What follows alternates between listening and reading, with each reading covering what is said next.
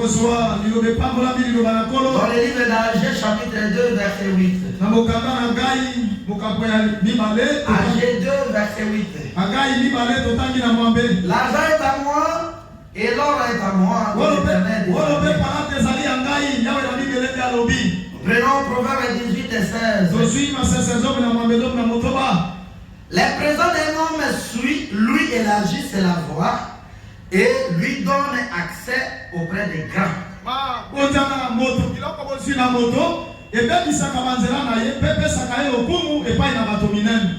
Les présents d'un homme lui élargissent la voie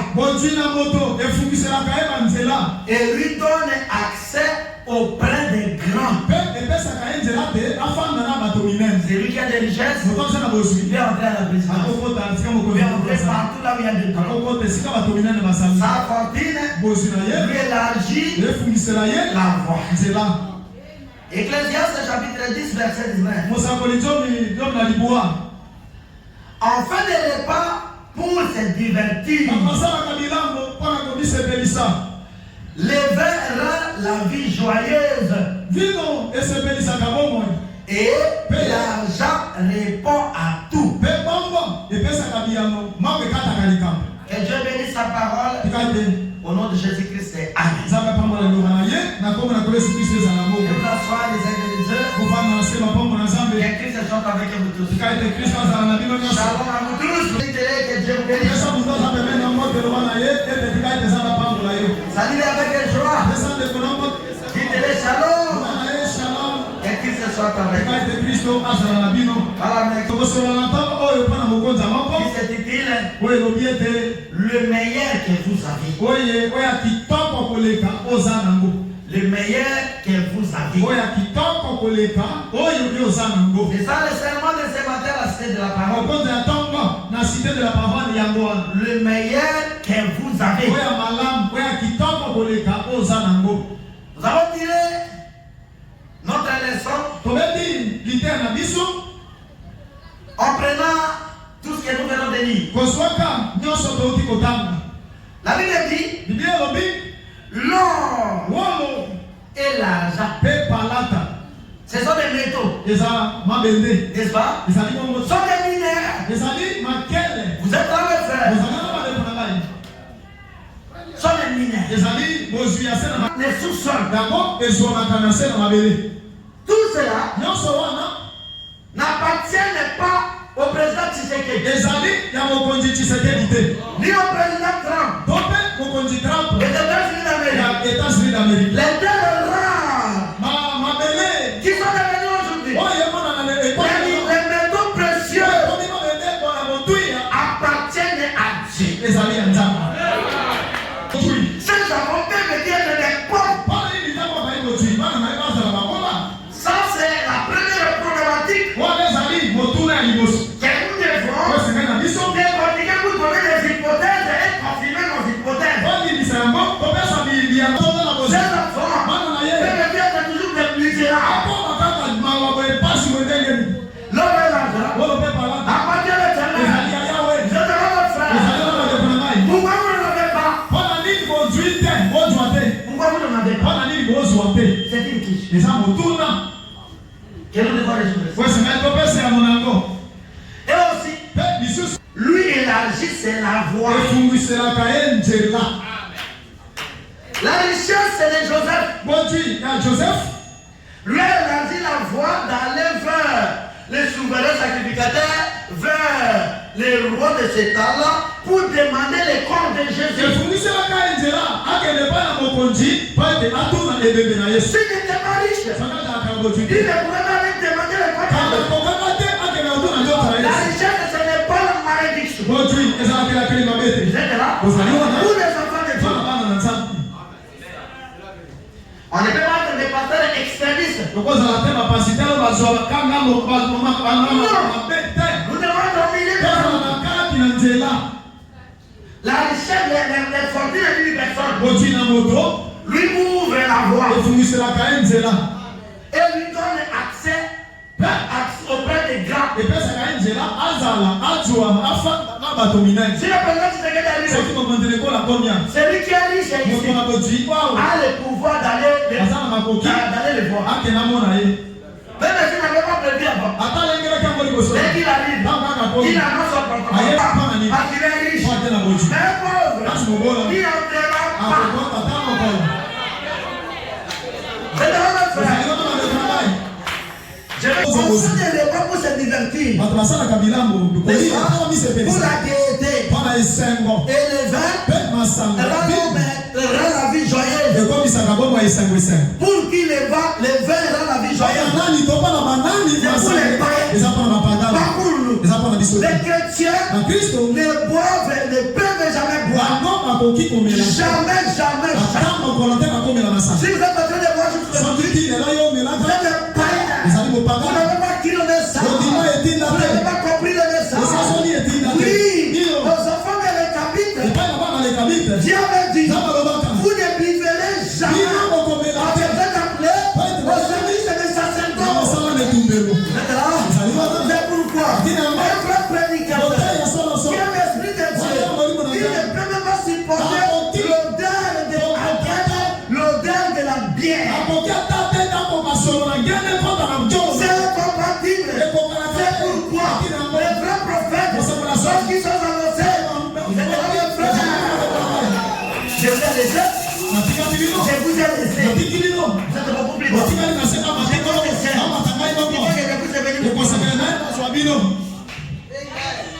Quand les annonceurs, il y avait toujours des interdits.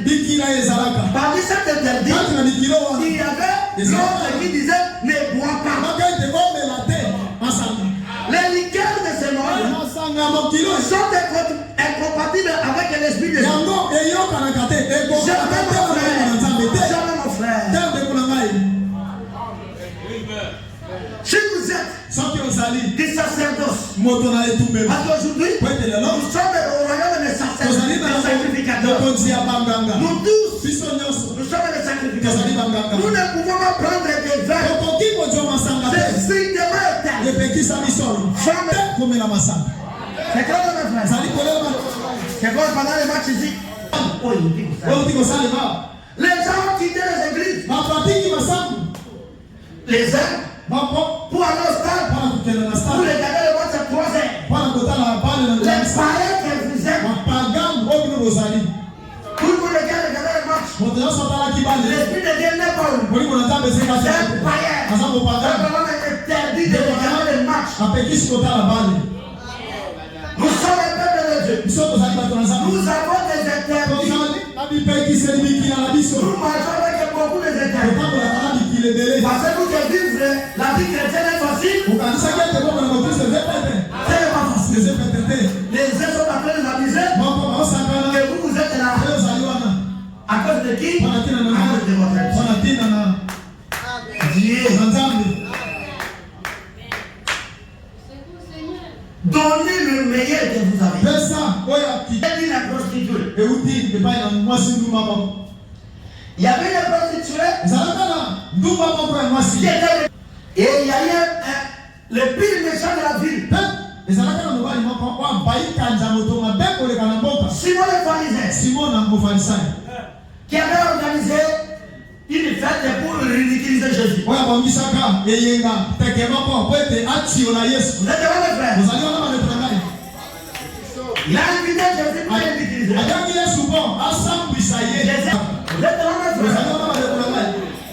Et cette dame-là, la prostituée de la ville, était aussi invitée dans cette fête. La prostituée en arrivant, on l'a lavé les pieds, on l'a donné une forme, on l'a parfumé, parce que c'est la fête des noms d'affaires. On les habillait, on les parfumait. Mais lorsque Jésus est venu, il a été ignoré. Il a été ignoré. Jésus n'a pas été accueilli. Pourquoi? Parce qu'on n'a pas reconnu ce qu'il était. Mais parce qu'il avait l'invitation. On l'a fait passer. On ne lui a pas lavé les pieds. On ne lui a pas donné l'uniforme. N'enlèverez pas parfumé. Si vous dormez, je vais citer votre nom. Un véritable message comme ça. Si tu es malade spirituellement, prie au nom de Jésus là-bas. Il va te donner la charge. N'est-ce pas mes frères? Et on y arrive. Jésus, on l'a donné un endroit là derrière. Il y avait les dignitaires qui étaient là. Et cette femme prostituée était aussi réussie à pompe. Et avec beaucoup les honneurs. Et on parcourt là. L'auditoire. Cette dame a aperçu que il y a l'homme le plus important dans l'auditoire. C'est l'homme le plus important. Ignoré par l'organisateur. Comment celui qui est important plus que moi? Et elle a quitté là où elle était. Elle est allée patrouiller les magasins de la ville. Patrouiller, ça dit chercher. Il est allé dans un magasin. Il a demandé au gestionnaire, au magasinier, au vendeur.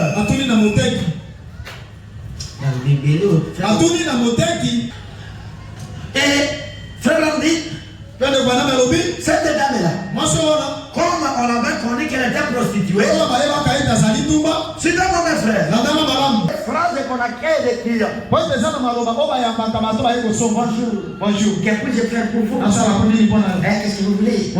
Mais pour cette dame-là, tu fais quoi? On va aller dans la vie. Et c'est mon frère. Et la femme n'a pas tenu compte de la manière dont on n'a pas bien accueilli. Elle n'a pas tenu compte. Elle a fait l'objectif de chercher quelque chose de meilleur. Ou celui qui est meilleur. Celui qui est meilleur, on lui donne quelque chose de meilleur. Il a dit de Dieu au magasinier. Votre le parfait, qui est beaucoup plus cher, qui est beaucoup de l'importance. On lui a montré cet albâtre. Ça valait 280 deniers. 280 deniers. Il y a beaucoup de ballons. Parce que ballon mandé, par coloniser, par galaki, par italien, par romain, par monde, par kangaïs. Par yuda, on doit kangaïs. Par romain, on doit kangaïs. On doit passer par la yuda pour passer ça. Pour la mboka mikolana, mboka zaki makasi koleka. Aidez-moi parce qu'on enregistre mes frères. Pour nous aujourd'hui, ça coûte combien de dollars? Pour savoir les coûts du parfum de cette dame-là, avait acheté un denier. Ça dépend du millier aujourd'hui. Un denier, dans certains endroits, c'est 10 dollars. Dans d'autres endroits, 20 dollars. Ça c'est la vérité. Les 280 deniers ici. À l'endroit où un denier vaut 10 dollars. Ça nous donne 280 à 10. Ça c'est 2800 dollars. 10 mois de départ. Écoutez-moi bien. Vous préférez que je dise. 28 à 280. Alors, regardez-moi. Combien? 5600 dollars. Il ne vous paye pas. Pour Jésus. Vous êtes là. Et dans certains endroits, on va faire 50. Ça donne combien? 14 000 dollars. Et ailleurs, 100 dollars.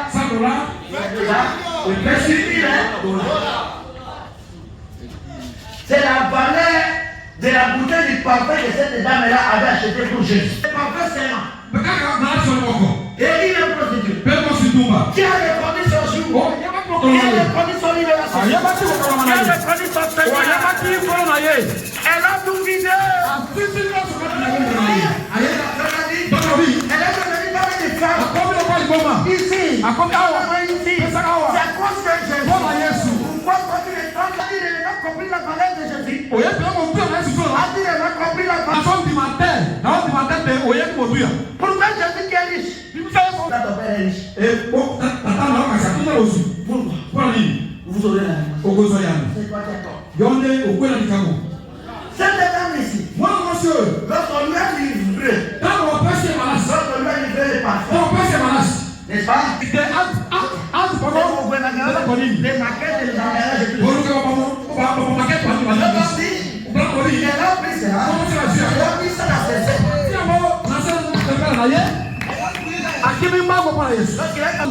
Les hommes qui se font bien.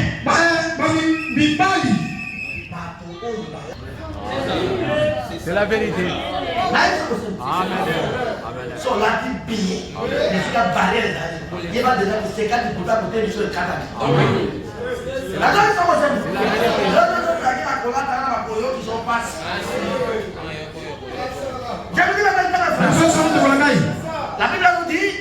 La Bible nous dit, débarrassons-nous de toute suie de la chair. Elle a commencé à pleurer de Jésus. Le multiplicateur était là. Il y a eu le multiplicateur et le multiplicateur. Et le multiplicateur Jésus. Vous avez nettoyé les gens avec des eaux ici. Pour le roi de la terre. Le créateur du ciel de la terre.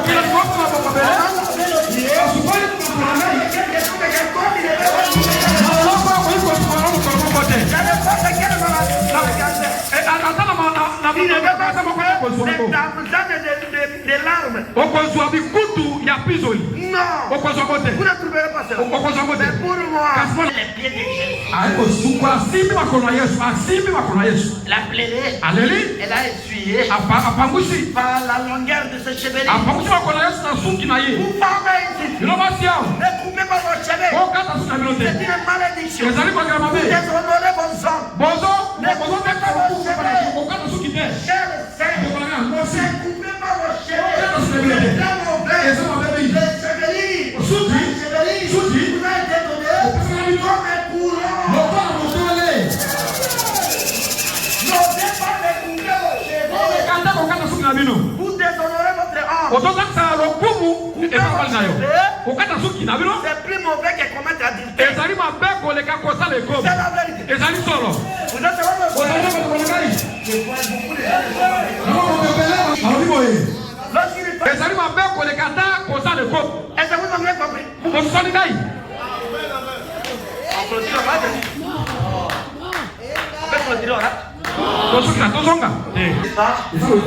Il a pris de joie, il a pris de grâce, de bonheur.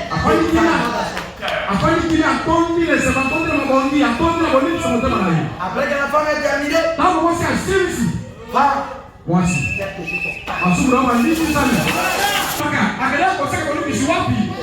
Parce qu'elle a répondu la présence de Dieu. Elle a fait et lui a donné le meilleur qu'elle avait. Ça va pardonner mon péché. Elle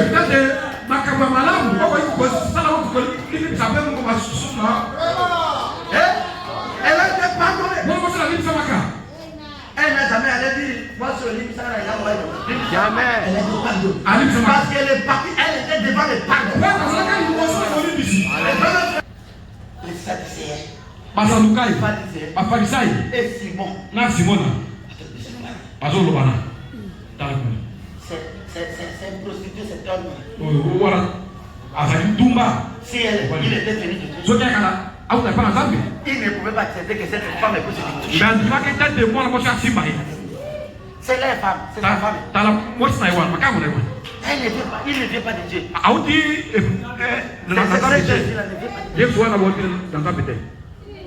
Un prophète connaît le cœur.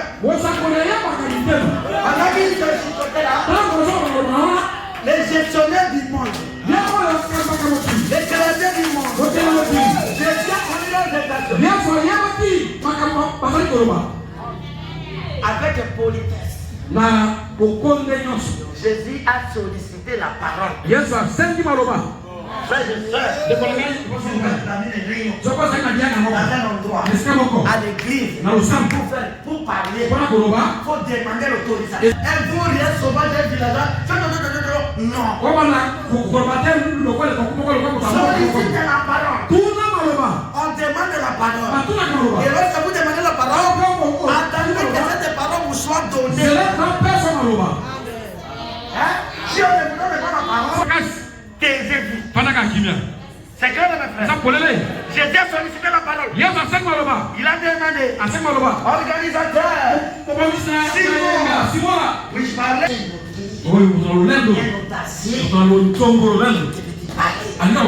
Lui a possédé la touche. Nous les femmes ne touchent pas. Simon. Écoutez bien dit. Il y a eu un créateur. Vous êtes là? Vous qui avez fait l'option commerciale. Vous connaissez les créations? Les créations, c'est quel code? Les créations, 40, c'est-à-dire fournisseur. C'est clair? C'est ça. Dans le passif du bilan. Dans le passif. N'est-ce pas? Simon, il y a eu un fournisseur. Il y a eu un créateur. Il y a eu un prêteur qui avait prêté de l'argent. Qui avait prêté. $100.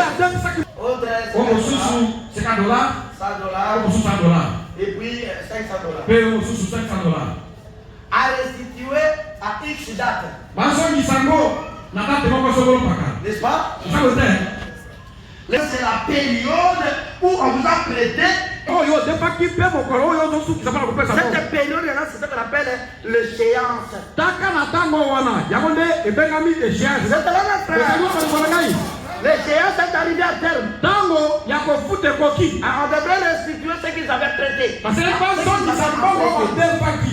Et maintenant, tous ici les quatre, le crédit. Les crédits, frère. Alors, dans les ventes, ils n'avaient rien. Pour rembourser, ils étaient devenus. C'est quel compte? Le compte est 41,7. Compte est 41,7.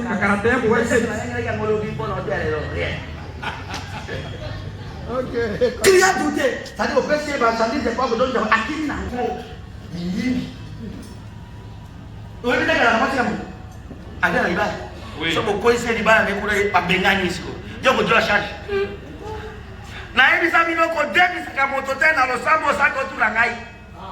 connais mes brebis. Parce qu'on va donner les brebis. Les patriotes. N'est-ce pas? Ouais. Très drôle, c'est la drôle, comme on a ouais. Ma benani, maï. Moto ma belle, gaga maï. On le fait, on va dire, allez, gars, ouais, comment on a noté? Ayaka a formé la boutou. Et il était arrivé que, sans un prêteur, n'avait pas de l'argent pour rembourser. Oh, j'ai créé. J'ai créé.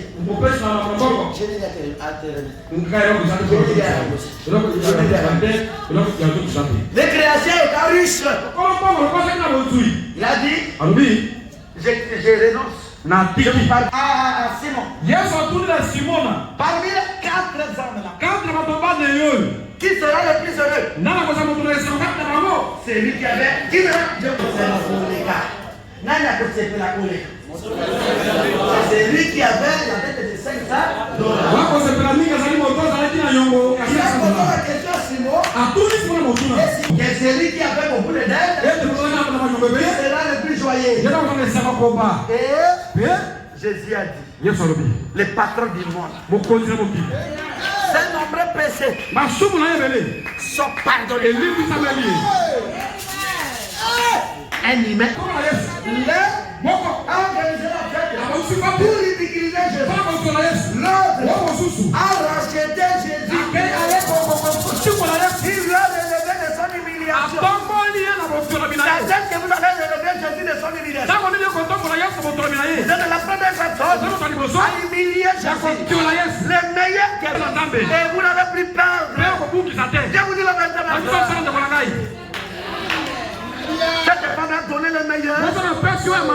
Il a activé son temps. Il a activé ses forces. Il a utilisé son argent pour acheter le pardon. Je ne peux pas acheter le pardon. Si elle n'avait pas l'argent, elle peut acheter ses argent.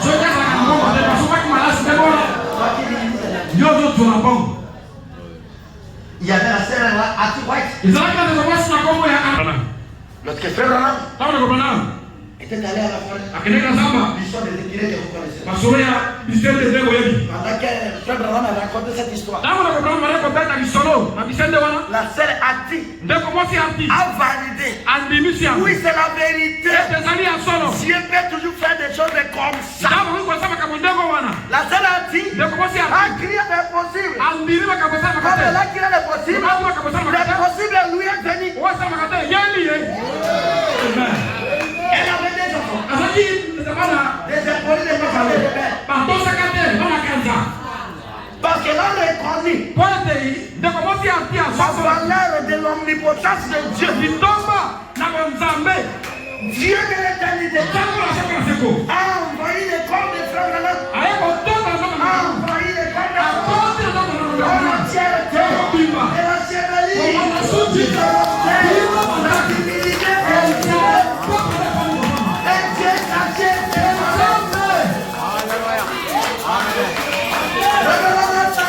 La vibration céleste. C'est tout la motion. Yo soy aquí. Bueno, estamos ahí. ¿De cómo se ti?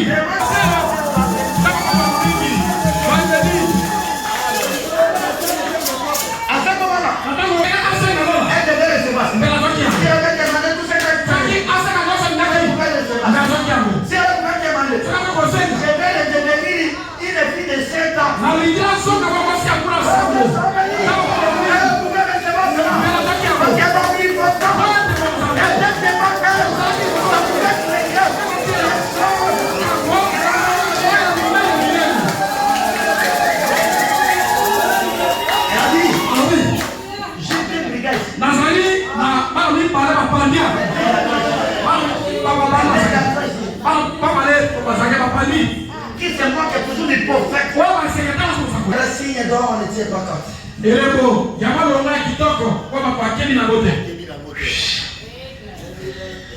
Regarde ça, c'est. Nous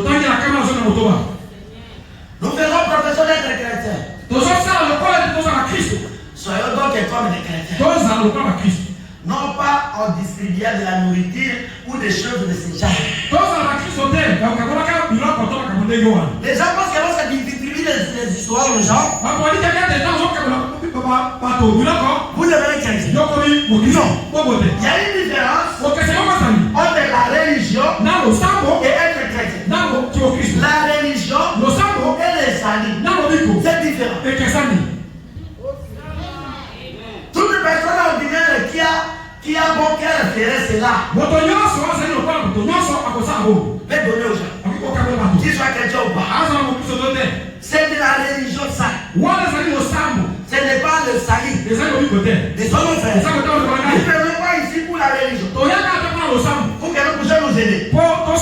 Ici c'est pour les salis. Les salis c'est autre chose. Différent de la religion. Les Mohammedans, on a la religion. Il faut les salats. Nous ici, c'est les salis au Christ. Et les salis, c'est lorsque vous croyez au Seigneur Jésus. On reçoit son esprit saint. Ce n'est pas les salis. C'est une nouvelle naissance. C'est être né de nouveau. C'est un différent. La religion, le mahométisme est dit dans les religions, il y a beaucoup de religions. Nous venons ici pour les salis. Et les salis, c'est la nouvelle naissance. Par l'esprit de Dieu. Nous ne venons pas ici parce que nous avons travaillé là-bas. Nous avons donné l'argent. Ici, ce n'est pas la religion. Ici, c'est la nouvelle naissance. Les salis au Christ. C'est clair. C'est clair. C'est clair. La foi laquelle Dieu a pourvu pour quelqu'un qui ne travaille pas pour contribuer à la bonne image de l'église. Quelqu'un qui a failli et qui se retire, qui est devenu indifférent, c'est des casseurs dans l'église.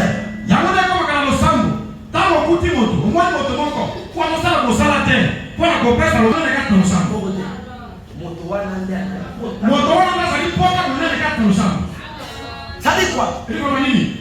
Vous ne donnez rien à l'église. Nous avons donné les résultats de cette équation. Pour nous voir bien riches. Qu'est-ce qu'il faisait? Au lieu de donner un dixième, elle lui donnait 9 dixièmes. Hein? L'auteur de ce message. William Adolana. Nous avons des ici. Quelqu'un qui est à l'église, il ne veut pas travailler. Le bâtiment de l'église. Celui-là, c'est un tiouet de l'église. C'est un casseur. Ça tient bien. Si vous ne donnez rien, vous êtes pourquoi tu le donnes? Vous avez dit que celui qui ne travaille pas pour donner, c'est un casseur. C'est un tiouet de l'église. Qu'est-ce que je termine? Cette lecture. Qui est dans cette personne-là? C'est vrai. Et cela rend toute l'église malade à cause de cela. Dieu va te donner la va donner, c'est ce que Dieu a payé.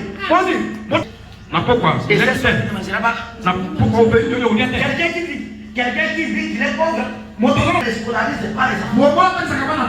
Si tes enfants sont à l'école, tu es patron. Je vous dis la vérité. Le prophète a appris. Celui qui ne donne pas, il est rempli de démons. À qui j'enseignerai, c'est la parole. La comptabilité tournée vers les églises. Positif. Si on fait passer les paroles, qui ne donne pas Dieu la c'est clair, hein? Quand c'est malachique, il n'y a pas d'excuse. Il y avait une épreuve qui n'avait rien, sans homme et sans approche. Mais elle a reconnu la présence de Jésus. Elle a pris le meilleur qu'elle avait. N'est-ce pas? C'est tout son économie. C'était son capital. Comment frère? C'était son capital. C'était le capital d'affaires. C'est tout ce qu'elle pouvait vivre. Elle avait été donnée. Donnez le meilleur que vous avez. Jésus, c'est mon Créateur. Et aussi que lui, en train de regarder comment est-ce que les gens doivent. Je vais saisir cette opportunité. Tout ce que j'avais là, je vais lui donner. Je les connais. Il est le multiplicateur. Rien avec toi. Pas avec un regret. Vous donnez avec un regret. Les chancres vont ronger votre économie. Je suis derrière Malachi 4. Je ne crée pas mes passés. Je dis les prophètes. Celui qui ne contribue pas, ça rend l'église malade. Dieu a encore doublement rempli de démons. La parole nous enseigne de fournir des efforts, de ne plus venir vide. Les lâches n'ont pas de place chez Jésus. Découragés. C'est ça que Dieu aime.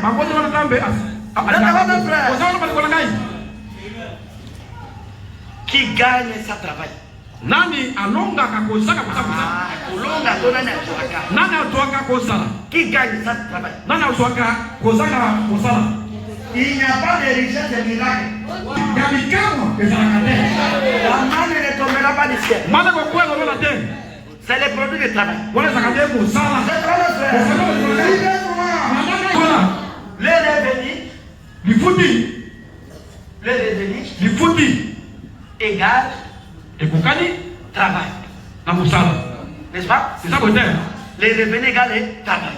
Lifuti égale musala. Bon, pour que vous puissiez comprendre ça très bien. Peut-être que ce soit la peine. Prenons les sociétés industrialisées où ils travaillent à la tâche. Donc soit ma société oyo ekelaka biloko oyo papa salaka mbala moko musala. Les compagnies de plantation. Tozi ma compagnie à bilanga. Plantation. Il y a beaucoup d'herbes. Malisa bébé. Alors, on est en train de chercher les gens pour les désherbages. On met des piquets. N'est-ce pas? D'ici jusque-là, si vous terminez, vous aurez $10. N'est-ce pas? Si vous faites des tâches, vous avez $20. Ça dépend de votre force. Pour kosala piqué misango N'est-ce pas mon frère? C'est pourquoi le travail est un produit de revenus. Allez, vous de la même manière que vous travaillez, c'est de la même manière qu'on va vous remunérer. C'est pas ça? Et ça confirme ceci que les revenus égale le travail. Si vous travaillez beaucoup, vous avez beaucoup. Si vous travaillez moins, vous aurez moins. C'est pas ça? Lifuti égale musala. Ça dit, pour avoir les revenus, si c'est l'argent. Lifuti est bon. En d'autres termes, l'argent égale le travail. Mon sol égale mon salaire. Mon solo et pour Kadina, mon salaire. So, l'idée de mon solo, salaire, mon salaire. Bon, celui qui n'a pas travaillé dans le piquet ici.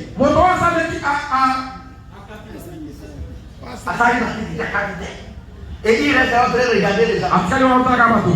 Toujours les contenus des politiques. RDC va faire taquine en face. L'Angleterre, le président, mais attends, au Katani. Sébastien et Kolisakaka. Yo donc on a solo au gagné maman. Pas mal en solo, pas de ça. Quand on écoute au solo. Ça veut dire quoi? Ça travail. Ce qui me sale les athées. Égale ça d'argent. Pour que je fasse mon côté. Il n'y a pas de revenus. Le roi de l'écoute est éteint. Les revenus est sujet de travail. L'écoute est où ta carrossala. Même Dieu lui-même a dit. Attends, mais il y a l'objet. C'est moi, j'ai pari. Oh, il t'a mal. Amen. Ma mère, aux gens qui sont les disciples, pour les secondes qui doivent travailler. Ah, bon, on y a ça, ça. C'est clair, hein? On est dorloté par les fights. Ici, ce n'est pas l'orphelinat. Ici, ce n'est pas Caritas. Allez, venez. Répétez après moi. Revenez égale travail. Mbongo égale Moussala. Venez au Limba, parce qu'on va il y a quelque chose de quelque chose de mon cœur, toi aussi, on a apprécié que tu as comme ça. Vous avez dit beaucoup pour Anzala, la balade, à ta prière, on est à la côté. Mais ça va quand même dire, soyez au temps, vous dites à tout. Mon corps, si on a eu, on a une maman, on avait pas de maman à escroquerie. Si tu as cité de la parole, si j'ai devenu votre ennemi, on vous dit la vérité. Après, peut-être qu'il y a quelqu'un qui n'a pas quelque chose, tu as monté dans le bon, tu as la caresse, tu as la caresse. Sauf que ça, la caresse, tu as l'eau, au côté de la coucou. Vous donnez un bon, on a jamais sans mon salaire. La séquence est dans le niveau semble. Les coucou, on a des langages. Un pasteur sur l'autre, tout ce qu'il parle, ça n'est pas, c'est pas zéro. Pasteur, ma soeur n'est pas collée. Tant que zéro, il n'est pas maté. Je veux dire, ça n'est pas, c'est pas comme ça. Il n'est pas maté. Ça ira comme les vagues dans l'eau. Il faut que le Jusqu'à arriver à la fin, et ça va créer des esprits.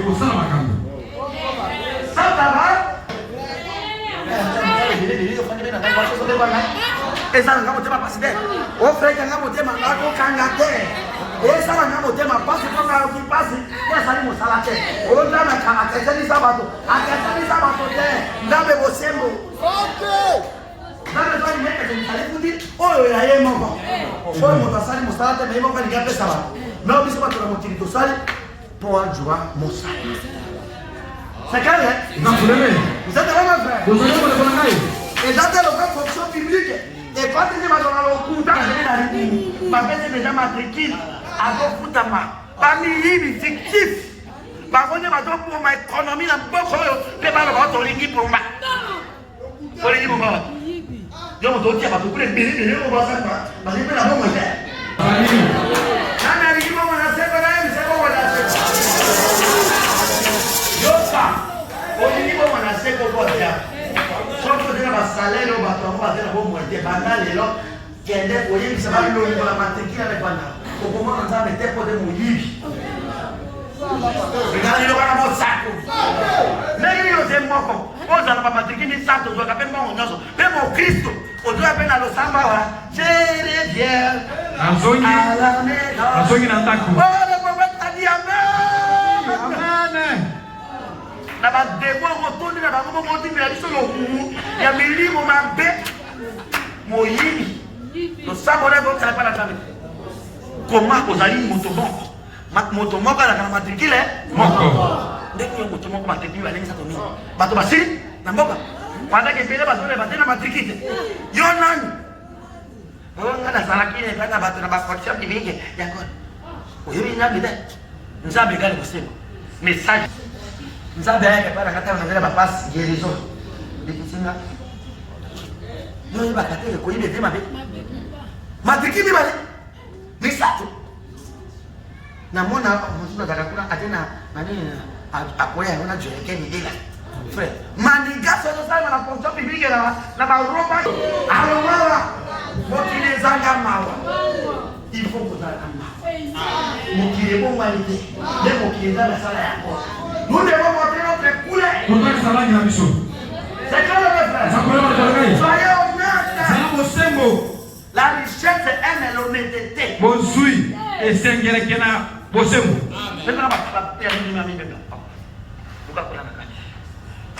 Ça travaille. Ceux qui m'ont salé, ça fait. Point de là. Il faut taper vos salades. C'est pas mes frères. Vous savez, voilà. Lorsque les riches est donné à Dieu, Tango, Bazui, voilà, on pèse ensemble. Jésus a dit, ils ont donné de l'air superflu. Ça dit quoi? Ils avaient le revenu. Ils ont enlevé leurs dépenses. Et ceux qui restaient là-bas, qui n'avaient pas d'endroit pour mettre ça, ils ont pris ça pour venir à donner à Dieu. Ils n'ont pas donné à Dieu le meilleur qu'ils avaient. Ils ont donné des résidus. La cotane dans mon abonnement sera fait. Ils ont donné des résidus. C'est pourquoi Jésus a dit, cette femme ici a pris de tout ce qu'elle avait tout. Elle n'avait pas enlevé ses dépenses. Elle a pris la totalité. Elle a remis à terme des valeurs. Par rapport à l'importance. Cette dame a considéré Jésus plus que ses hommes d'affaires. Mais les autres là ont donné beaucoup d'argent. Mais ils n'ont pas pris Jésus-Christ à la hauteur. Donnez le mieux que vous avez à Jésus. Celle que votre cœur compte. C'est celle que vous devez donner à Jésus. Et vous serez réunis. Revenir. Moins dépasse. Ce qui reste, c'est ce que nous appelons S. Les S là, c'est ce qu'on appelle épargne.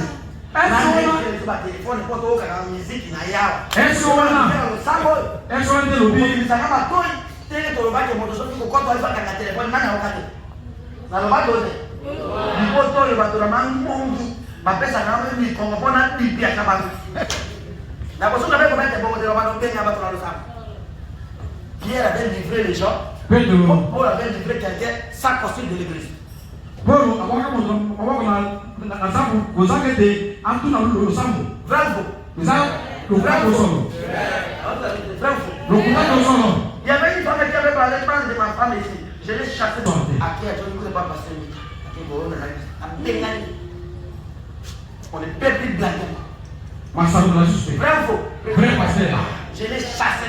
Na bengani en sambu. Sans costume de l'église. Na bengani ko zangete antuna lo sambu. J'ai ce pouvoir.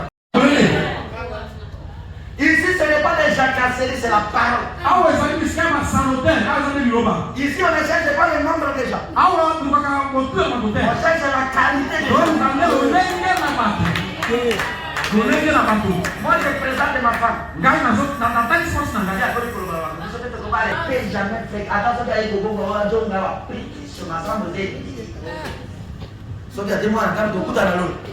c'est clair, hein?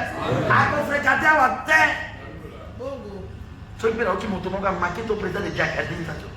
Vous êtes virés de l'église. On ne parle pas des gens ici.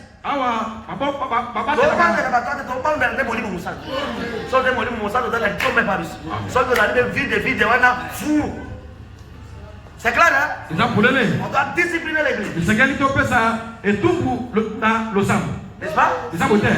C'est la seule. Dieu, s'il appelle un homme dans le travail, il appelle aussi sa femme. Celui qui ne respecte pas ma femme sera livré.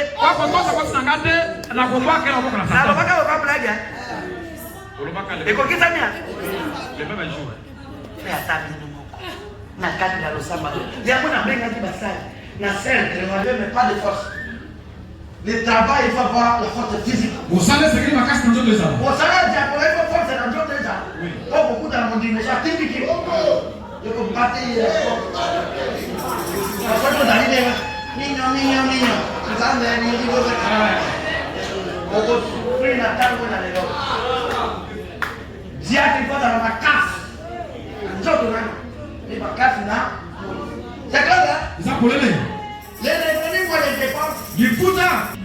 N'est-ce pas? Là, on a dit agent fonction publique. Pour eux, ça veut dire que partout. Fonction publique. Mon salaire, moi, où il y a fonction publique. Fonction, il y a beaucoup de mamans. Fonction publique. J'ai reçu 300 000. Maintenant, je dois enlever ce qu'il faut manger. Les dépenses fixes.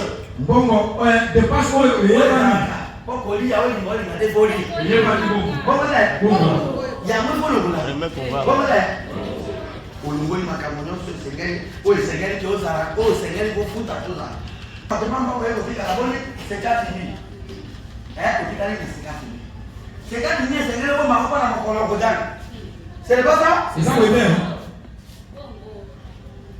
Si vous avez une femme, mais sans qui aujourd'hui, moi si elle est baou, la flèche, chute est libre. Alors, yo on va les aller kengi. Bon, moi sur la domaine nanga qui la tika la pauvre. Alors yo ça là na résistance. Résistance est d'aller faire.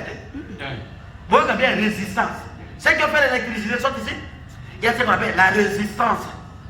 Et ce qui fait la chimie. Selon les tableaux de Mendeleïev, l'élément fer. La résistance. Sois résistant. Dans la résistance, il y a une portion de douceur. Mais tu résistes. Mais lui, est-ce que quelqu'un me comprend? Oui. Si vous avez une femme qui tire vers le bas, ne sois pas une barre de fer, mais sois résistant.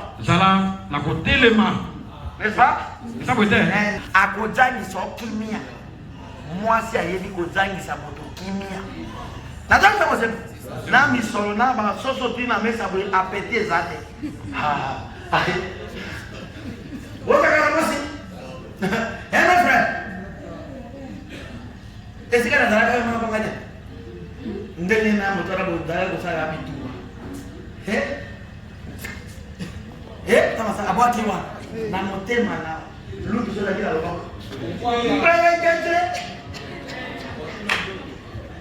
Vous êtes là, mes frères? Vous allez, Vous êtes là? vous allez, wana. Nous allons beaucoup parler aujourd'hui. Donc, on est belé, non?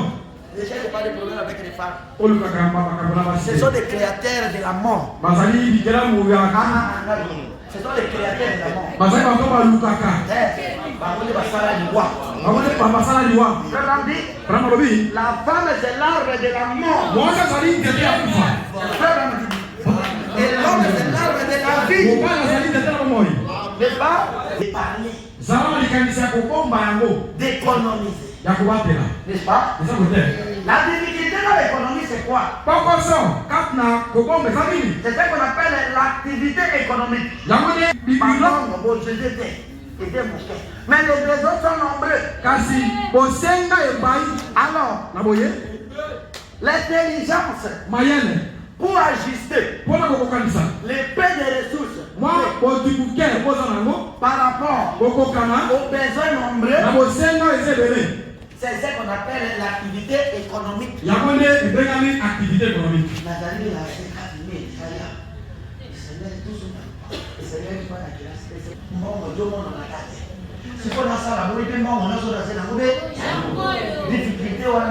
Activité économique.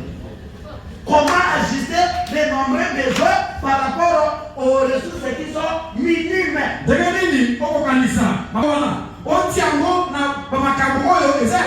Tous ces besoins ici. Qu'est-ce qui est là? Allez,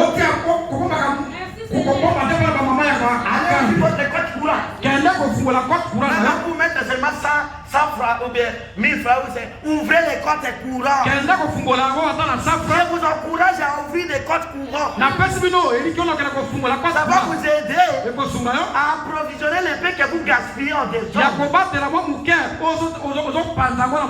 Vous allez ranger les besoins par ordre de priorité.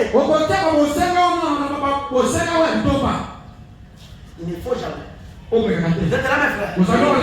Confondre les besoins avec les désirs.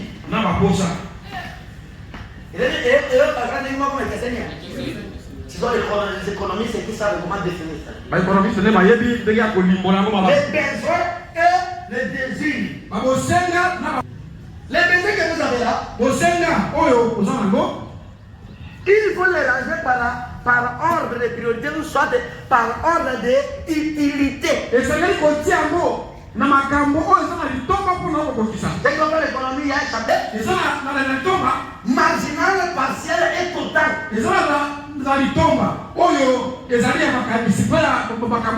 Pour atteindre l'utilité totale,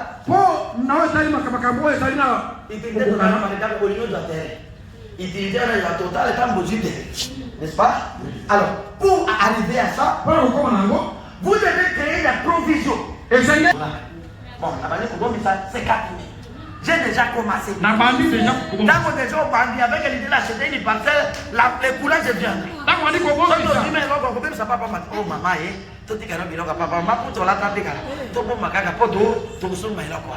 tu vois? Ça va vous offrir des choses à cause de l'économie. Je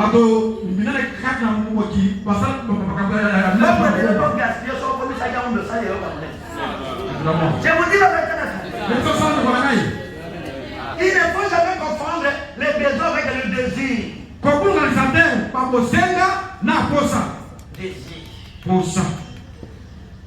Dans la téléphone, il est Android. Il est comme on dépasse la prestige. Moi, c'est payé ça va donc être attaqué la carabine à son niveau 60. L'homme, moi, non. Et, mais locataire, Mila, millénaire, millénium, locataire. J'ai créé le monde avec intelligence.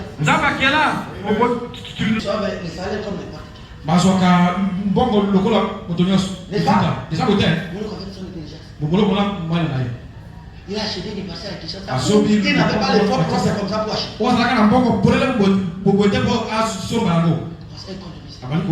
Il a construit une belle maison. Ce n'est pas des coups comme ça. N'est-ce pas? Maintenant, c'est dimanche. Atata gozolia. Il faut savoir que demain si je vais manger. Ezeli, beaucoup de l'autre côté, na golia. Je n'ai rien pour manger de l'eau. Na ça, de la côté, il y a un Mais je dois économiser. Na monte. Cette partie-ci, Nous mandons regardez ça. to bande na go. Les enfants vont manger les mains. Mara ko na to. C'est toujours des conneries, non? Économie en goa na kubomba. Non, mais il y a coupé ça. Vous êtes des piquiriens. Ozali moye piki. Mangeons, buvons qu'à demain, nous mourrons. Doni atome na pote oki to kufa. Moto mayele saka. L'épargne, Kubomba. c'est garantir les mauvais jours. Yango zali pona ko batela mikolo mabe. Les jours où vous n'aurez rien. Mikolo ko zanga. C'est que vous avez économisé. Pona batela ki. Ça va vous aider. Eko suma mikolo na. Les frères. Isa ko to ko Il ngai. ne faut pas être une femme de ribaou. Koza la moshi yako yali baute. Un homme de ribaou. Ko yali bau. C'est pourquoi les commerces Yango na mbongo. est strictement interdit aux faibles d'esprit et aux prodiges. Epekisama na batoyo milimo za Papa, papa maman, tawo. papa, maman. Kaba kaba papa papa maman. Sans côté d'esprit au calamar, mon papa, ma moussa, mon bon, pour vous progresser. C'est grave, mes frères. Isa polele. Vous êtes bon, mes frères. Ozali wa ko ngai. Je vous avais promis ça, non? Na nakaki yako. Hein? Isa ko te. Il faut économiser. Ezali kubomba. Jésus a dit dans la Bible, Yesu lobi na Biblia. quelqu'un qui veut bâtir une maison, Moto wa linyatonga ndako. va d'abord s'asseoir Akofanda nayo. pour regarder ses patrimoines, Pona kotala biloko oyo aza na yango. le crédit, l'argent qu'il a. Bongo oyo aza na yango. Si ça peut lui aider à terminer son travail. Soki ekosunga ete asilisa mosala na ye. S'il n'analyse pas ça, Soki emanyoli te makambo le wana. titre de faisabilité, Ndenge nini si vous ne le faites pas, soki asala yango te. vous commandez seulement, je vais construire. Abandi kaka na kotonga na tonga. J'ai de l'argent. Bongo J'ai de ezali. l'argent. Bongo ezali. Votre travail sera bâclé. Mosala na mokoma na suka te. Bon, mais si vous prenez une offrande, vous allez y aller. Amen. Oh, oh, quel est le bouc alors? Il est collé dans la bito. Maora kwa ndio bila ikoli na kwa bulu. Nani wana hii? Sasa ukipali kala kwa sababu sio. Par manque d'analyse. Pona kozanga komanyola. Avant d'annoncer un projet, Mosa kosala likambo il kaka. faut vous asseoir pour analyser. Maintenant, Et les aboutissants. ezakelo fanda otala ndenge makambo okali kosala.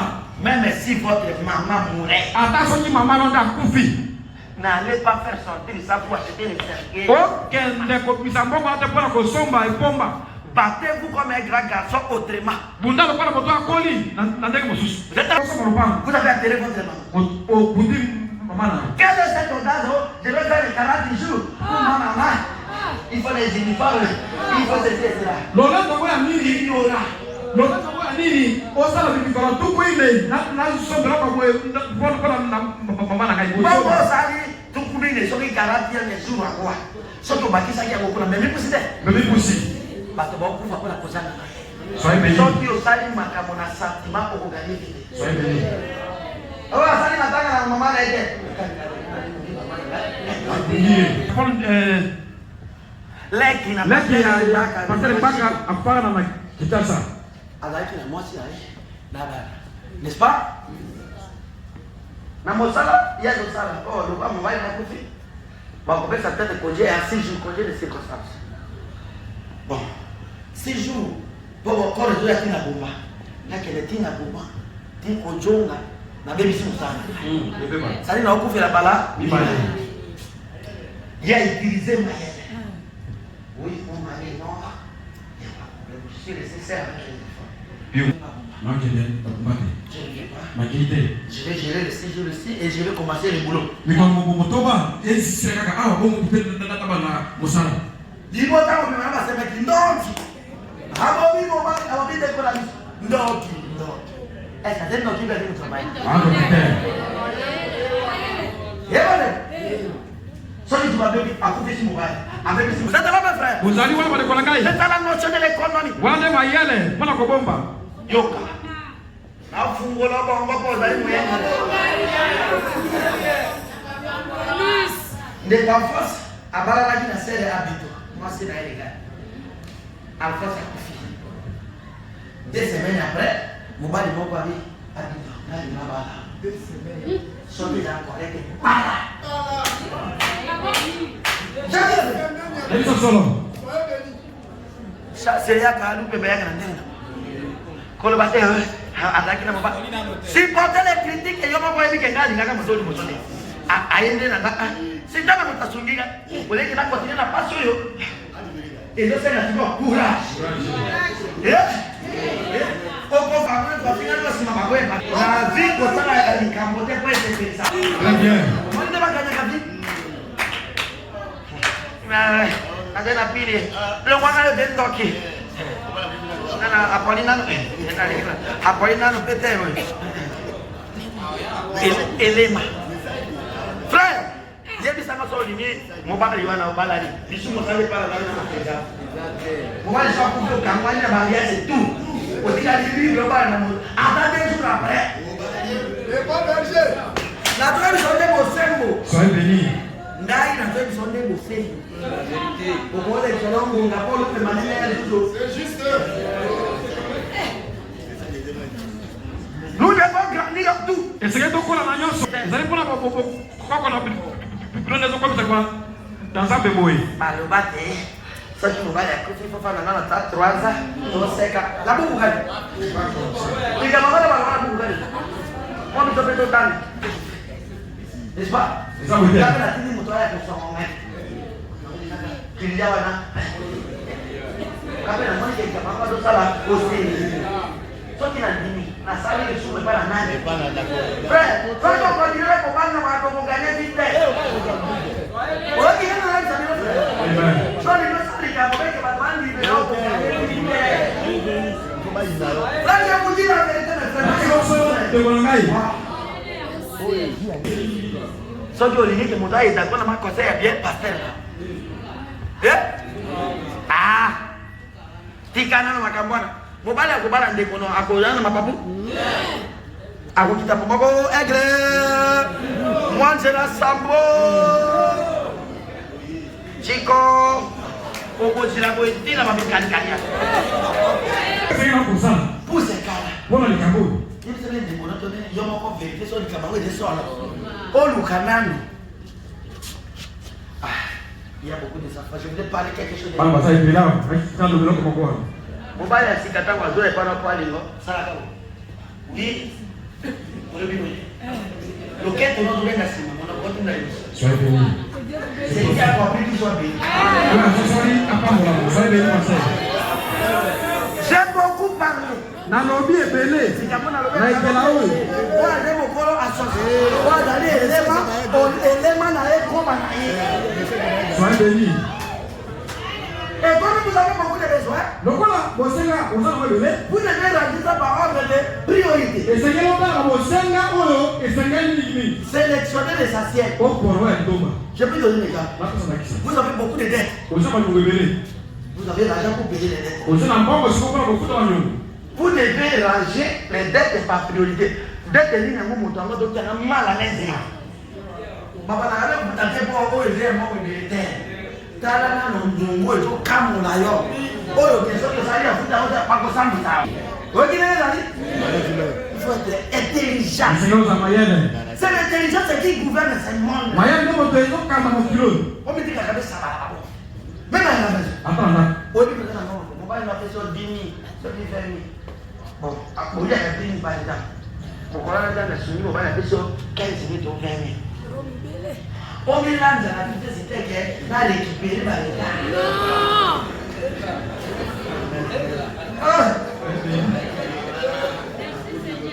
Ça la déjà. Tu as 10,000. Moi les deux. La côté kama mama kozanga.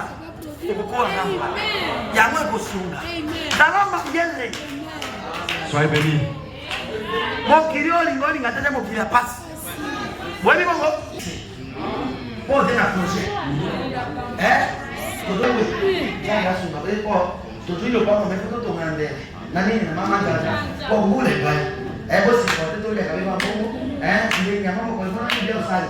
Yo so na ko to la vision. Il faut être visionnaire. Le Seigneur sakamomoni. Kufanya katelo kwa mboma na kuluka.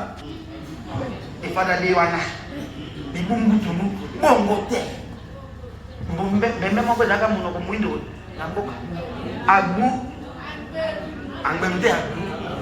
bali akangote metala mosusu ata motane na njala ndenge ya koli na bakata na ba bandoko babeta ngami to ele bili badoli ya miko de mafuta dala mokili de mokili comme aussi la frère il faut avoir les notions de d'économie. Le Seigneur lui oye ba uza mayela kubomba. Même si vous travaillez, Attention mosala. Pensez à votre réveil. Okotika la dio. Okojele machine na bana ndenge. Organiser comme mokolo wana. N'est-ce pas? Il faut penser à ça. Les intellectuels vivent par anticipation. Ils ne voient pas ce qui sont aujourd'hui.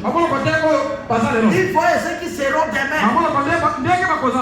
C'est clair, mon frère. Lisons mal.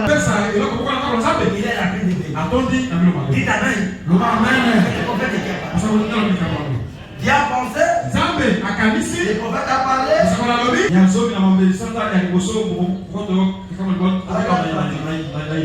Et l'incident. Frère Bernard avait des réunions de son affaire. Il a parlé des affaires. Il a parlé des investissements. Je suis dans les messages. Et ainsi donc, il avait une petite judiciaire. Et pas seulement cela. Mais la judiciaire en réalité contenait de l'argent dans une poche. La judiciaire de David avait de l'argent et des miens. La judiciaire là, c'était comme des portefeuilles. N'est-ce pas? C'est pour un pasteur avoir de l'argent. Je vais lire Malachika. Et le mot script signifie argent. La traduction anglaise du mot judiciaire est script bag. C'est-à-dire une trousse porte-monnaie. Il avait donc de l'argent là-dedans. David avait de l'argent là-dedans. 15. L'argent. Le pouvoir d'achat. Je vais vous expliquer le pouvoir d'achat.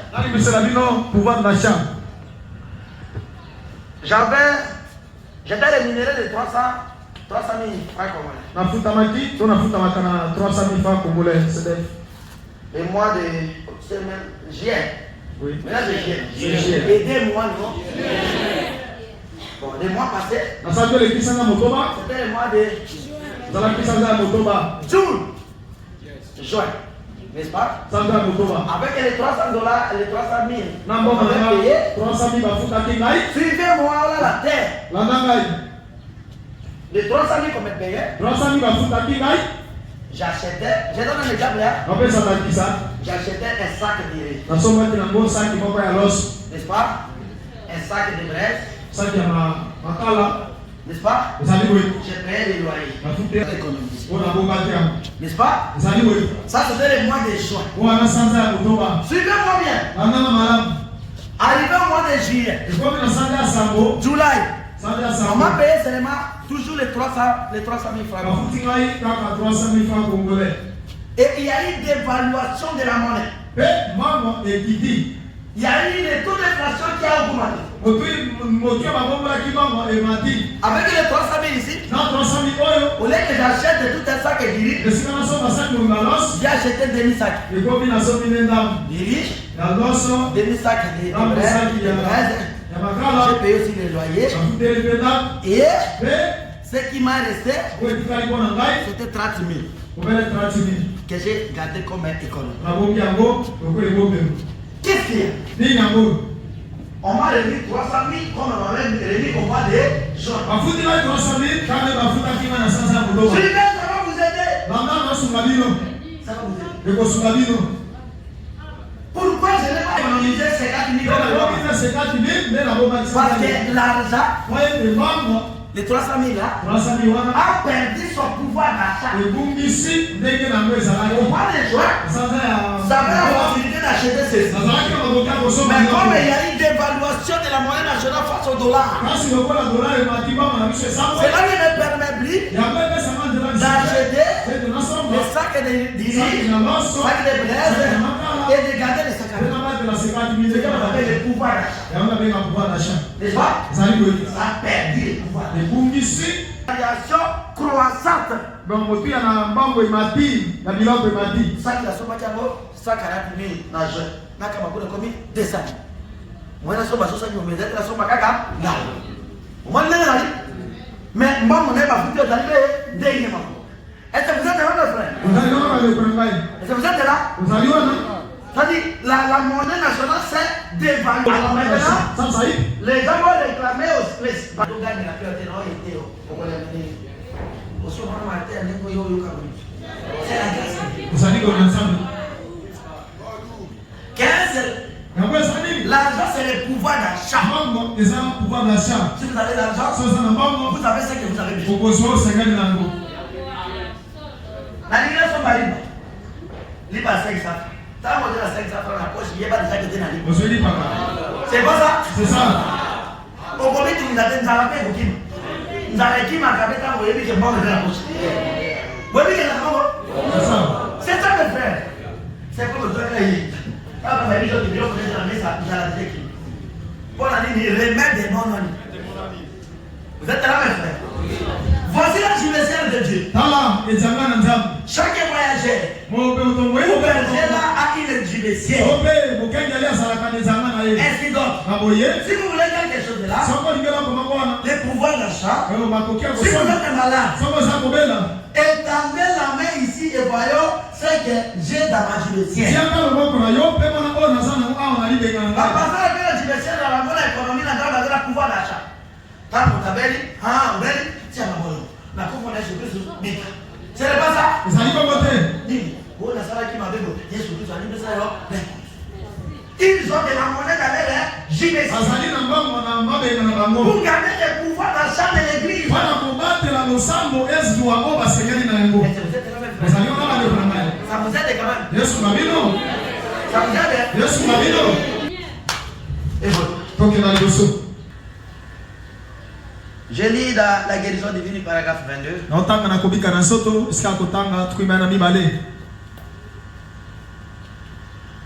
Ne pas voir de l'argent, kozanga mbongo c'est une condition. na mibale J'ai pas oublié pour gagner. nasi na kati mpona koyela ngonga Eh bien, malamu être pauvre et manquer d'argent, ce n'est pas agréable. kozala mobola mpe kozanga mbongo eza malamu te ebongi te Et c'est eux qui m'ont sacrifié. ema Eh frère, ema je reprends. nazongeli Être pauvre et manquer d'argent, ce n'est pas agréable. kozala mobola mpe kozanga mbongo eza malamu te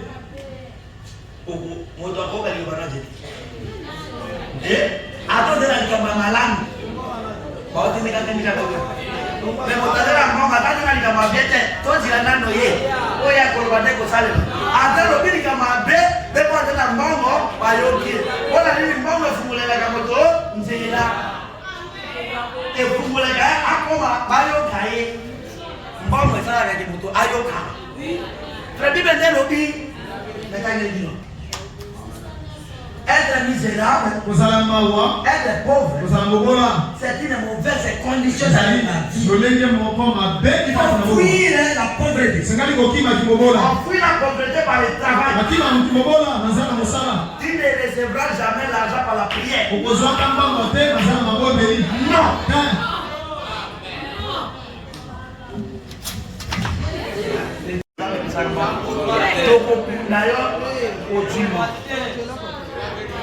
L'argent c'est par le travail. mbango euta nde na mosala Oyo kanga malamu. Mbongo il faut mosala. So yo sali mosala nde okozwa. Oh babe yebisa ye na lali. Boni ni batondi yo meke. Okomi lokola panya. Et bonjour. Ma villageois va y. Parce que je suis villageois comme elle. C'est ça mes frères. yango wana baleko na La ngai condition de la pauvreté, lolenge ya kimobola c'est très mauvais. Et baï ma bé. Mes frères, nous devons être des acteurs. Et sangeli to sala basai na Nous devons musala. être des travailleurs. To sala basai na musala. Soki mosala monene ina note na tonga libulu bapesa mo. Na kumba saki na kumba pesi na mo. Kumeka ko seke moto te ta mazo tonga. E koto na epa na kolesa libulu. Si même. Osala blague kubulunga. Mo bulu. Musala ngai. Osala blague. Okumi moto. Ye bisa ye ba to kenda okuta longa. Oyoki. Soki ye biso je tamana kama lene. Poto. Ye bisa ye ke poto kama lene o bakisa na mo. No pas libéra. Bon, l'État, c'est de l'argent. Je suis ici la vérité. Prenez-moi, déposez-moi au marché Swangano. Nous avons estimé. On ira là-bas. Nous pouvons faire même 2 minutes. Et vous, on vous donne votre 1000 francs. Vous changez notre personne. Vous allez au quartier Mobutu. Vous faites des bails. La rapidité dans votre monde est égale à l'argent. Bon, mambu na musalo sala nde yango wana. Oui, vous dites. Voilà, abibisa le paix 1000 francs katana. Naolo ba? Oui, que naolo. Nous va payer. On va demander au kemi sa musala. Au père nano ça. Mais aussi bon. N'est-ce pas? Nous avons gagné ta peine de l'on a dans les richesses. Naï, on dit que vous voulez le faire. Soit il y a ta maman, on va faire non. Frère, c'est comme ça qu'on fait les travaux. Bon, on va faire musala. Au mieux qu'un autre homme à terre, oui, t'as dit au cola là. Dit au cap à la gaine comme il a. Bon, vous allez t'as ce que ça va pas mal. Bon, normalement. Combien après 10 minutes, il faut prendre combien 5 minutes. Parce que 2 minutes, il a dit foutre 1000 francs. Et ça dit sur 10 minutes. Il va multiplier en gros fois 5. Il faut après ça 5 minutes. N'est-ce pas? Oui. On a logique. Voilà ça. Ce qui n'a pas dit, frère, Achille, frère, si le bac a comment on va on fait la scène, on va faire 1000 francs. Le bac a bien bien, après c'est bon, 10 000. Comment les frères? Mon son n'est pas passé, on fout la brebis dans la gaille. Yo, c'est pas brebis dans la brebis. On fout la gaille, yo, nan. Oh, brebis, ça va, on t'a dit, écoute, la moitié de béwa. Motala, tu vas non, motala, tu vas le mongo, béwa. C'est que dans la salle, frère, Azili. Oh, comment ça va, frère? Naza photographe le kama to batia yo talo de baby photographe ya kana hii photo na frère Thomas yo ni kwa kwa mboka ba tondia dolo mala leo mboka kana be nai parce que ça quand dépere frère à cosa quand on flash pourquoi il a dit ça pas sous mu ta ngai ndani na lingine ndio photo ya ngai na frère Thomas yo iko kwa nani babela la go mboka odoni omi charger tellement la position dans la photo photo ya Kodaki et si la cara Kodaki tomolo ba to suki dilai ba no la ce qui ne peut pas être la photo n'a de quoi dire tika bango ozo ko ni pete ça pas souvent la photo à monter frère tona na wala si on y a des lois de frère na moto la vie na to kufa na bien wala ndai foko to na wala na mwana ba bisiki ndai debe de photo yo to tinda kama kilo ikana lai o kufa distance bombo ke je ba to kana sai si ko frère na ngeke kana lai to kana na moto ye zeto je do nani ayebi tina mimi wasa ba yo ko biko tanige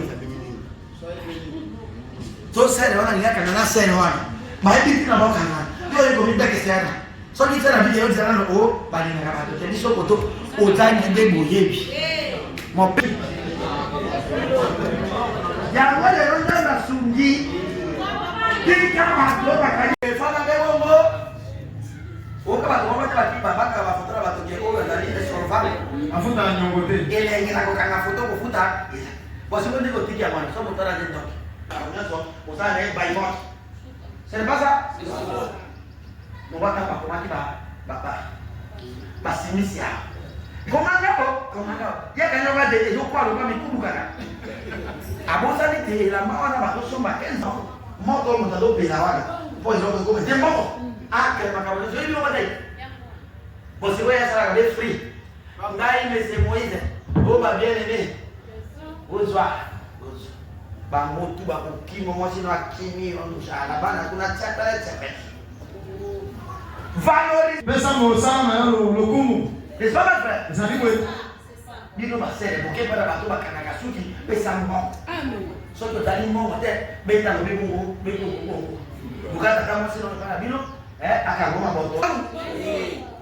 Ba kai ba tigura ni bota ba hili maboto. Okanwana to nwani to ndengeni nyona. Mabuto da.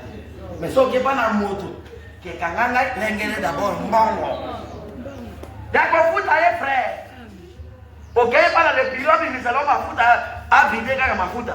Après, aussi, ça pèse ça. Vas-y, il faut que mon tabac ne me fasse pas ça. Vas-y, qu'il apporte.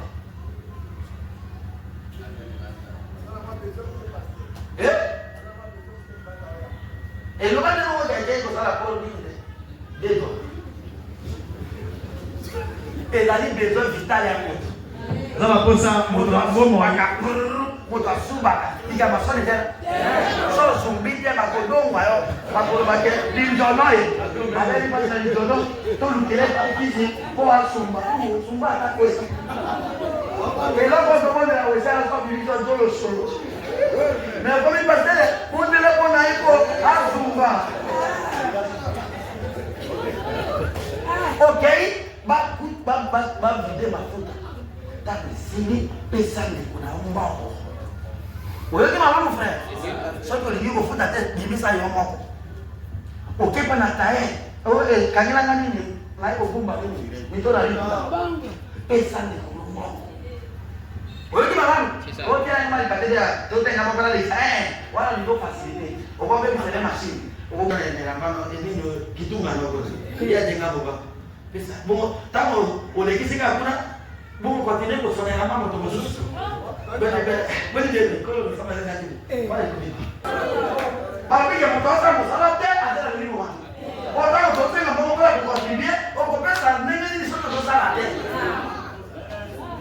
Mon temps valoriser mon salaire. La salle moi j'avais na kaya wa. To pas na zini. Oh, ils sont là là. Il y a des gens qui ont là. Non, moi je n'ai pas ça colo. Na tala ko.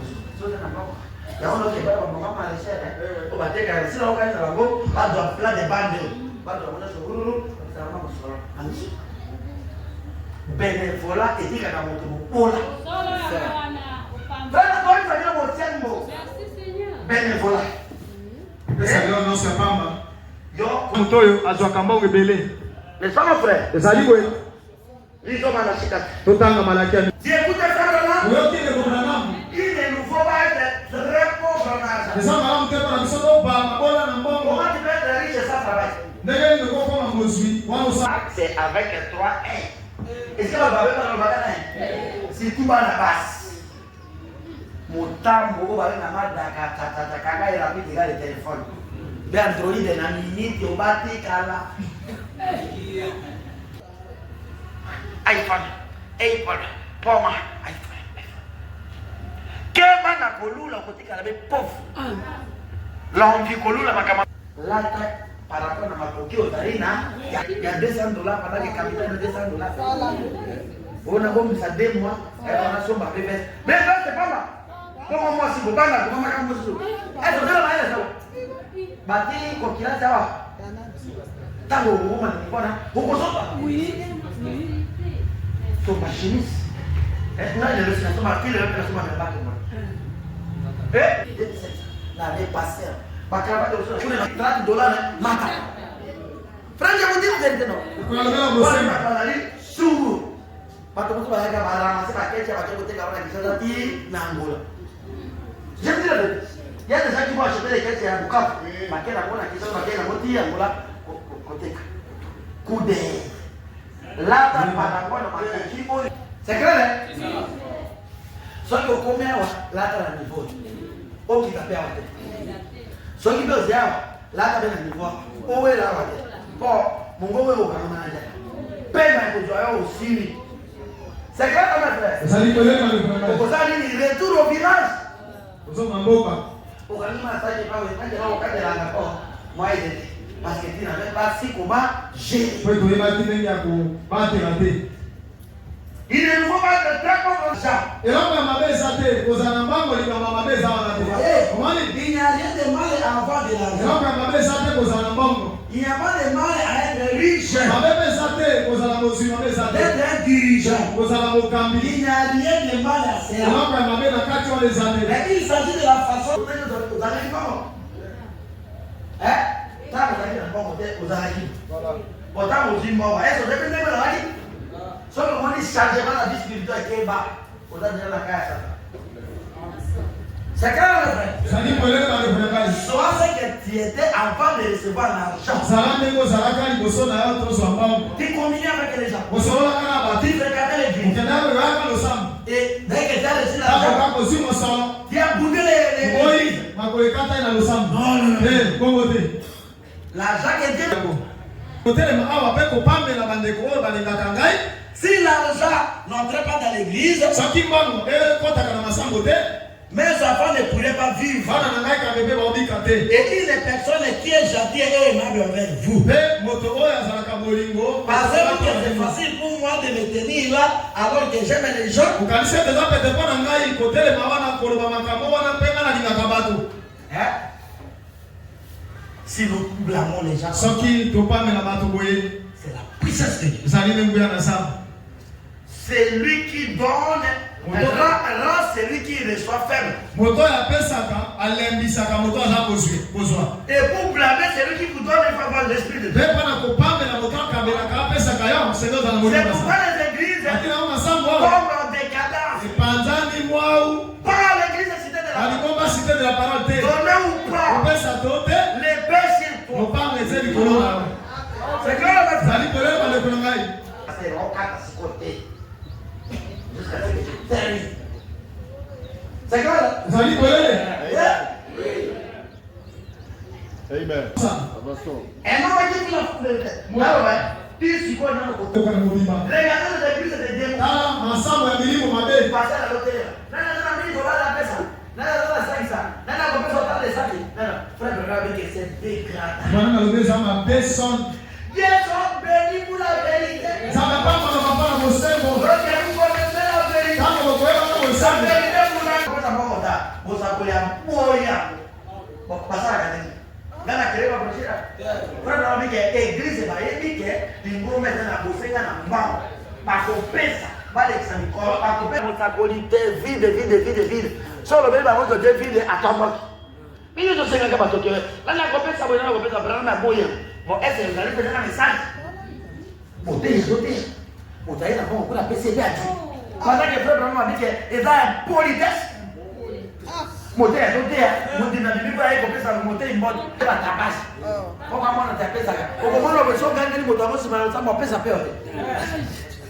Kwa hiyo kwa mama na yeye pesa. Awa moto mama na kwa mama na Christ.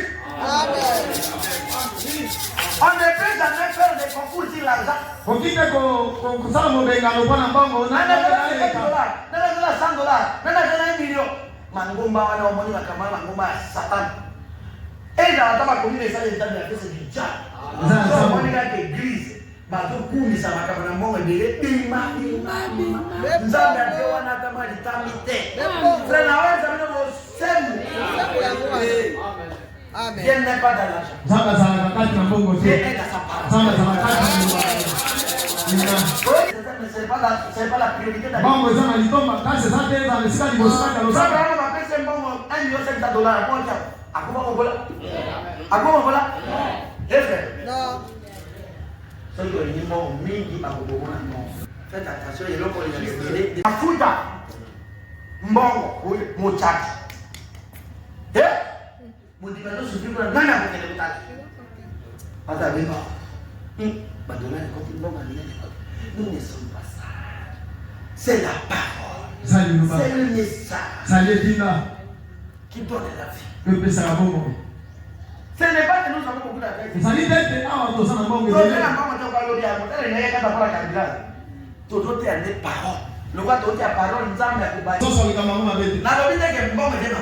Il faut tout d'abord. Mais comme ça, vous avez c'est clair, il faut dominer l'argent. Dominer l'argent. Les gens commencent à s'évader. Là, c'est faux. Pourquoi nous n'avons pas d'argent? Parce que nous n'obéissons pas. Nous ne travaillons pas. Nous ne donnons pas à Dieu le meilleur. C'est pourquoi nous ne sommes pas riches. C'est pourquoi notre Père est riche. Les investissements du 3 août. 63. Les investissements du 3 août. Paragraphe 39. Et aussi, ce n'est pas une bonne chose pour un homme d'affaires de garder son argent dans sa poche. Il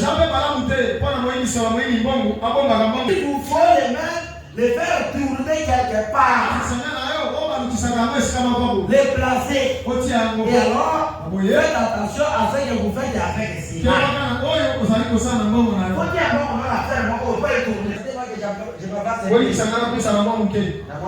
pas pardon parce que tout 4. Je suis en train de lire mon message.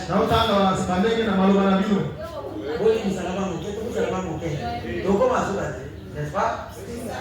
Les investissements du 16 à 11. 16 à 11. Maintenant,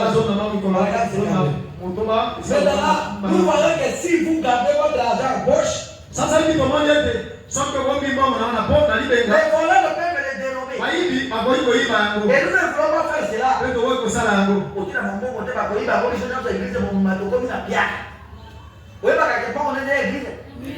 On dit que votre argent appartient à Dieu. Et le Dieu là, c'est moi. C'est clair de ça. Et mes frères, pour pouvoir ouvrir et trouver que l'espoir et les frères, vous avez noté ce que. Frère Patrick, famille. Quel homme a motivé Nabi Moussamé? Frère, deux bateaux, thème, ça, la deux, six, la bonne, la bonne, mon amandé. La deux, quoi, facile, la colère, ça, la kangia, la zèle, la zanamba, et comment on frère, les Syriens. Moi, je. Papa, je dois noter un gars passé dans notre enfant. Qu'est-ce qu'on dit, on fout à tête, autour de nous, on va travailler. Autour de nous, on va faire qui sera encore le plus malheureux. Bon, c'est quoi? Attends, ma canne, je vais dire comment on va faire. Mais la caméra n'a dit quoi? Et pas d'accord. Il faut que la zina, frère, mais là, je dis, ouais, vous ça, c'est moi, on sait, là, on veut nous foutre à tête. Mon livre, on est en année. Grenille, c'est la chauve-souris. Dans la période condition que mon frère, il faut la tailler une fois. Non, non, ça. Uniforme, il a mis dans le sang, comme un mot 7. On l'a appelé au jaune, au rouge, mais ils n'ont pas les amis, mais les gars, les avarités.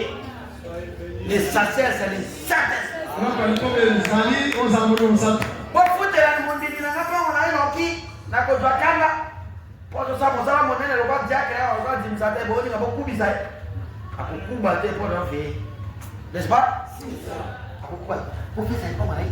Pourquoi il dit que moi, je suis Pierrette, il y a un Mangungwana. Eh? Il y a un chéri, il y a un mawa, Kakamotema. Pendant qu'il y a un qui est en bas, il y a un frère, vous la blague était ma camarade, il y a un sembo. Quel ban à moto, nous sommes là, il y a un frère, c'est cool. On va m'en dire. Ça va quand tu es bloqué dans ma tâche.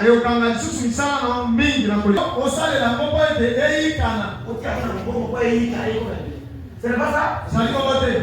Que chacun puisse avoir un métier pour éradiquer la pauvreté.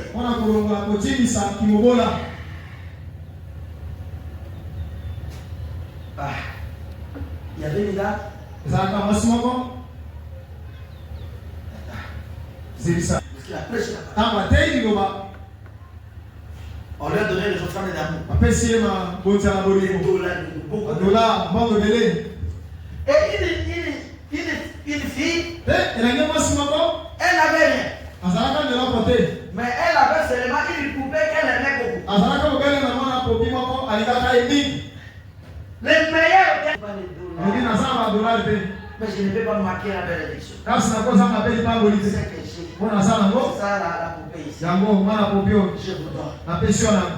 Frère Smith dit, Ndeko Smith alobi ce qui a représenté plus pour moi pendant les offrandes qu'on m'avait données, c'était cette poupée. Ce n'était pas les dollars que les gens avaient donnés. oyo ebeba likeli na ngai oyo elobelaka nga mingi ezalaka mwana popi wana ezalaka badolari te. Smith dit que c'est une couronne pour moi. Smith alobi epeza motole mpo na ngai. Parce que cette fille-là Po etelenge mwasi a donné les meilleurs qu'elle avait. apesi oyo malamu koleko azalaka nango. D'autres ont donné beaucoup de dollars. Mosusu apesi yo dolari Parce qu'ils ebele. avaient beaucoup d'argent. Oyo azalaka na mbongo Il faut ebele. donner à Dieu Ezalaki kopesa nzambe les meilleurs que vous oyo avez. ya kitoko koleko Et ozala vous nango. allez résoudre les problèmes de la Mpe pauvreté. okopesa yango okotimisa okolokola okosilisa bobola. Bobola si la Kalamosala. Nous, comme nous sommes les chrétiens, biso lokola toza bakristo travailler avec vérité, kosala mosala en bosala accomplissant les devoirs de Dieu, kokisaka mibeko na nzambe ce qu'il vous demande de faire, atuni na ce kosala que vous le faites, vous serez bénis. okopambolama. Frère Bram dit, wana balobi directement les dîmes et les offrandes. soki ofuti na molongo moko na zomi mpe Et maboye que Dieu ne vous bénit pas. mpe nzambe apamboli yo te C'était moi, Branham, d'un faux prophète. yaka ngai braname mosakola lokuta C'est frère Branham. ewana moto alobi Alors, celui qui veut être riche, abe moto alikaka qui mosi vous est sur la voie du prophète, ana na nzela c'est mosakola que le prophète a o dit, mosakola alobi et il sera riche. te akokoma na bosi Ça va calmer, dans ce qui sera le fait.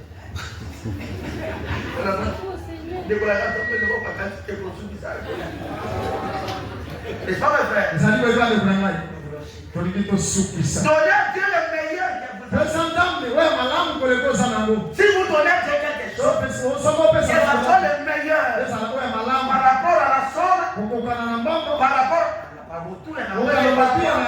rapport à la valeur, okokana na lokumu na yango n'est-ce pas? ezali koyo Vous avez mbongo tala pe bien vous avez katala oya bien prenez les âmes et celui qui ne travaille pas pour contribuer à l'avancement de l'église, mpe moto asala mosala te mpo ete atia mpe lobako losambo ekenda liboso il est là.